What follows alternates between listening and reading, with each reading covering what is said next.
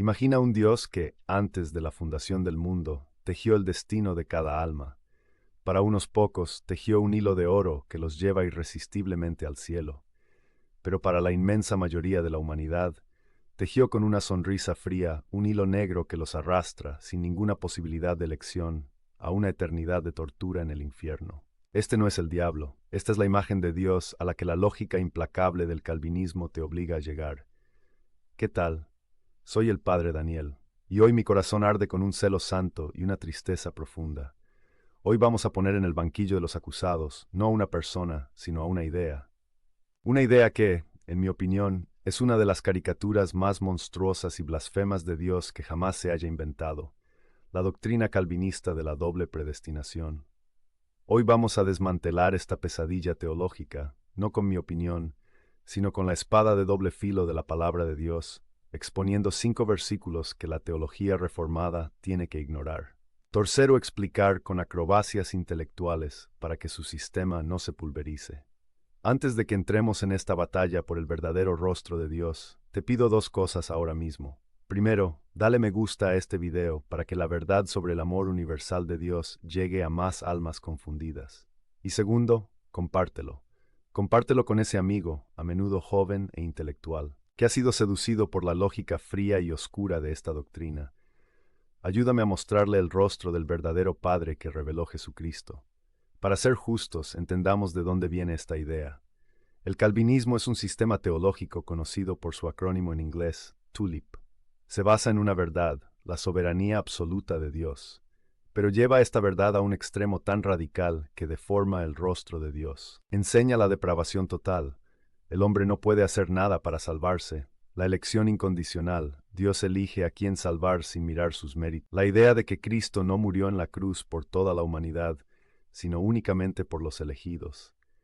Y si Cristo solo murió por unos pocos, la conclusión lógica es aterradora.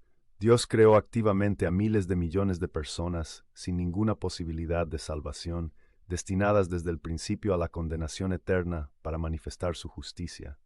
Esto, hermanos, no es el Dios de la Biblia. Es un tirano cósmico. Ahora tomemos la palabra de Dios y veamos cómo pulveriza esta idea. Primer versículo que esconden, 1 Timoteo 2, 3-4. San Pablo, inspirado por el Espíritu Santo, escribe: Esto es bueno y agradable delante de Dios nuestro Salvador, el cual quiere que todos los hombres sean salvos y vengan al conocimiento de la verdad. ¿Puede ser más claro?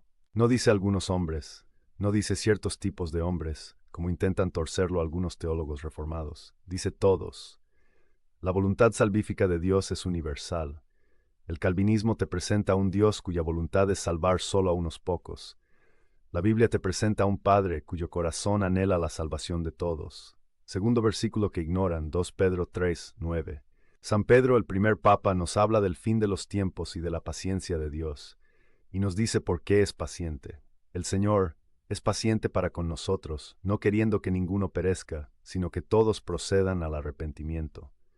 La voluntad explícita de Dios es que ninguno perezca. ¿Cómo puede un sistema teológico que enseña que Dios predestina a miles de millones a perecer sobrevivir a la luz de este versículo? Es imposible. Tienen que decir que Pedro solo se refiere a ninguno de los elegidos. Pero eso es violentar el texto, es meterle con calzador una teología que el texto mismo repudia. Tercer versículo que tuercen. 1 Juan 2:2. San Juan, el apóstol del amor, habla del sacrificio de Cristo. Y dice, y Él es la propiciación por nuestros pecados, y no solamente por los nuestros, sino también por los de todo el mundo. Este versículo, por sí solo, aniquila la doctrina de la expiación limitada. La muerte de Cristo fue suficiente para salvar al mundo entero. El Calvario no fue una operación de rescate limitada. Fue un océano de misericordia lo suficientemente grande como para ahogar los pecados de cada ser humano que ha existido o existirá. La única razón por la que alguien se condena no es porque la sangre de Cristo no fuera para él, sino porque libremente rechaza ese regalo. Cuarto versículo que humilla su sistema. Deuteronomio 30-19. Después de dar la ley, Dios, a través de Moisés, le dice al pueblo: a los cielos y a la tierra llamo por testigos hoy contra vosotros, de que os he puesto delante la vida y la muerte, la bendición y la maldición. Escoge pues la vida. Escoge. La elección es real. La libertad humana no es una ilusión.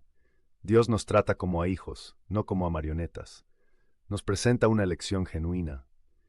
La idea calvinista de una gracia irresistible que anula nuestra voluntad y de una predestinación que elimina la elección se estrella contra la clara enseñanza de Dios en el Antiguo Testamento.